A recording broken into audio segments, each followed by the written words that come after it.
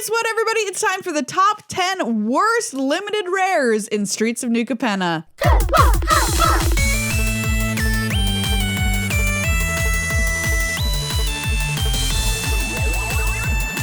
It is time to talk about when you're heading to your pre-release this weekend at your local game store. Yes. Very exciting. What are the rares you most do not want to see in your pre-release packs? These are like, keep them far from me, please. Yes, these are cards that might have uses in other formats, like constructed formats, even commander decks, but at your limited pre-release where you're playing sealed, you don't want to play these cards. Nope, they're going to just be a ticket to doing badly. Yeah, ticket to doing badly. Or maybe not, but you know, it's what we think. Yeah. So here we are.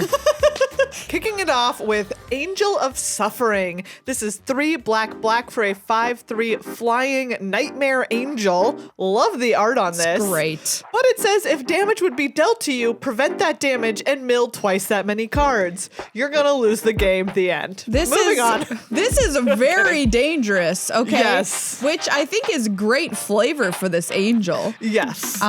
Because She's very spooky. she's great. I mean, like, look, if your opponent has no creatures in play and you play this, well, first of all, they have no creatures, so you're probably winning anyway. Like, right, what you're doing, you could be playing any flyer and you're like, all right, let's go. Let's go.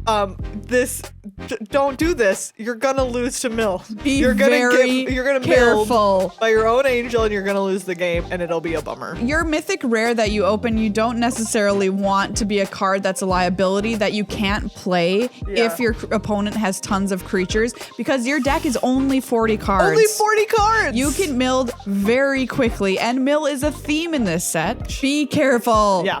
Next up is Luxier, Giadas Gift. Another great piece of art on this card. Gorgeous art. This is 1 mana for a legendary artifact equipment. Equipped creature gets +1/+1 for each counter on it. Equipped permanent isn't a planeswalker and is a creature in addition to its other types. Equip planeswalker 1 in equip 3. This is a rare that's going to give a creature +1/+1 if it has a shield counter on it at the end.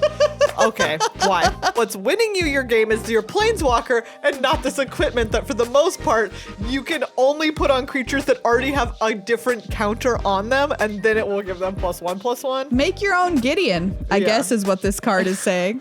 But except it's like a lot of work. It's a lot of work. It's probably not going to work out for you. Yeah, even if you're playing counter strategies, I don't know, man. It's Yeah. just not doing enough for me. Not even trample or It's lifelink. not one that you're going to be excited to put in your deck. Yeah. You're not going to be like, this is my sick rare that will win me games. Probably not. No. Next up is Meeting of the Five. This is 3 white, blue, black, red, green. Wow, you're certainly meeting the 5 when you cast this one. Yes, you are.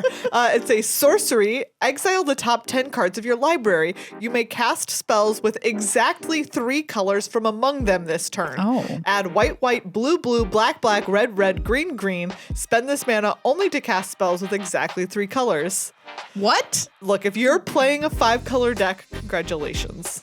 If you made it work, congratulations. This card is too much mana, and it's not going to do enough for you. This is absurd. The setup cost on this card so high. is astronomical. You need to be 5 colors. You need to have 8 mana, and you need to hit, I'm going to say, minimum 3 relevant spells that you can also cast with this double Wooburg. to make this worth it. To make this worth it. And yes. having cards that are triple color mana costs in your deck, like, Yes. it's not even going to happen all the time. You're not going to hit. There are lots of 3-color cards in this set.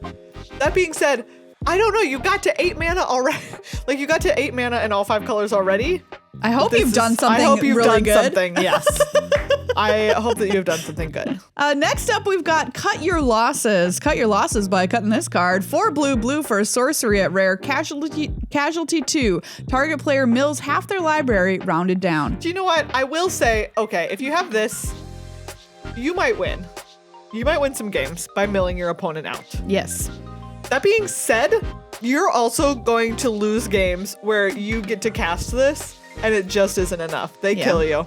So remember, when you're trying to mill your opponent, milling does nothing until it mills the last card of their library, and they have to draw another one. Yes. And you're not going to mill half their library and then mill the rest of their library, right? You're milling 20 cards and then 10 cards. Yeah. Just ballparking if they had exactly 40 in their library. Right. First time you'd mill 20, next time you'd mill 10, they still have 10 in there. Yeah. Like that's It's a lot. in limited, 5 is a lot of turns. It's a lot of turns. And so even if you get them to 5 cards in library, that's 5 turns for them, and there's a solid chance that unless you've built an otherwise great deck, you could still lose. Yeah, so if you're hard in on mill, you better be going all the way Yes. on mill if you're going to play this card. You can't be like, oh my goodness, I'm just going to eke it out and barely survive it. I get to 6 mana and I cast this. No. It's like, no, you need to have other stuff going on. Yeah, you've got to be all in. Mill is not a strategy for the faint of heart. Next up is Errant Street Artist.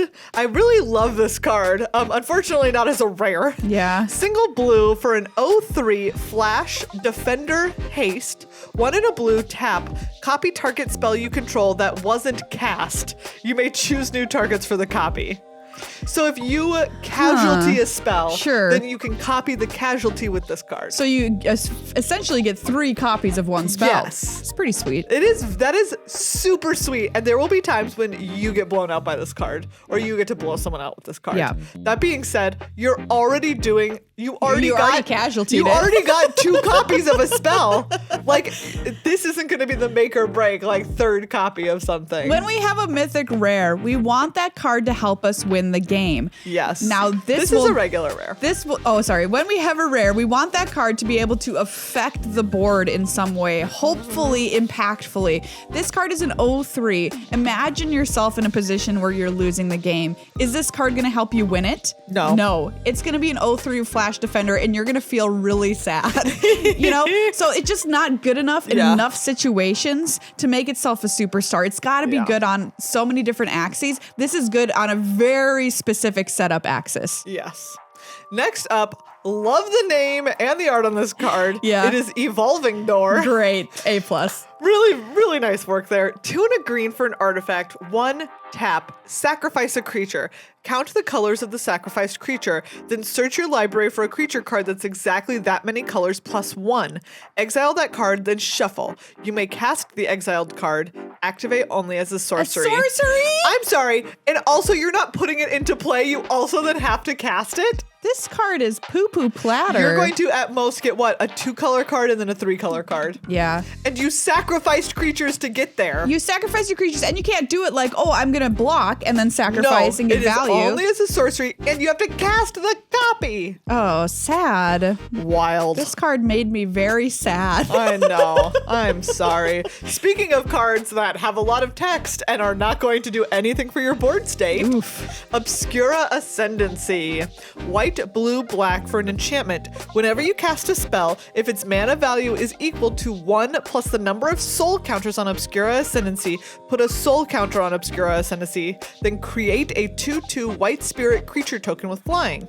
As long as there are 5 or more soul counters on Obscura Ascendancy, spirits you control get +3/+3.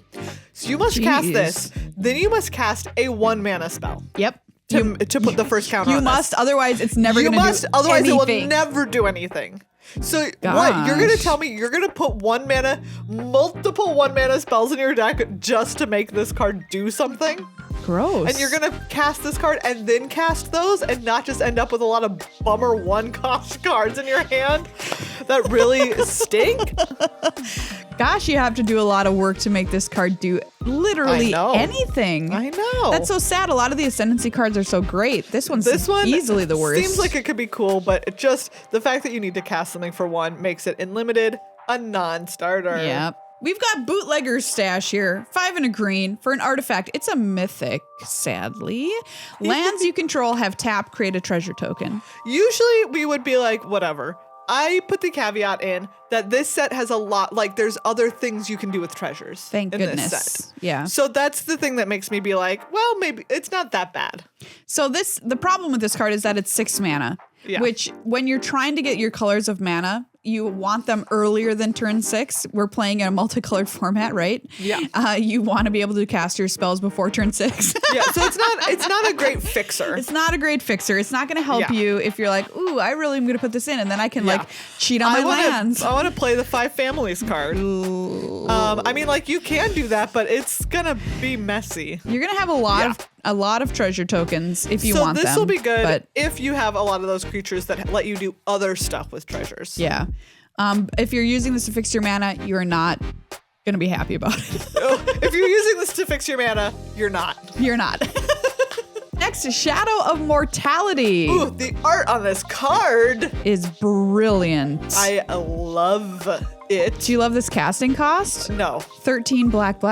It's just a 7/7. It's a 7/7. It says if your life total is less than your starting life total, this spell costs X less to cast, where X is the difference. Okay. Okay. Great, I get it. It's a 7/7. That's better than a lot of stuff in this. Like 7/7 is big in this set. Yeah.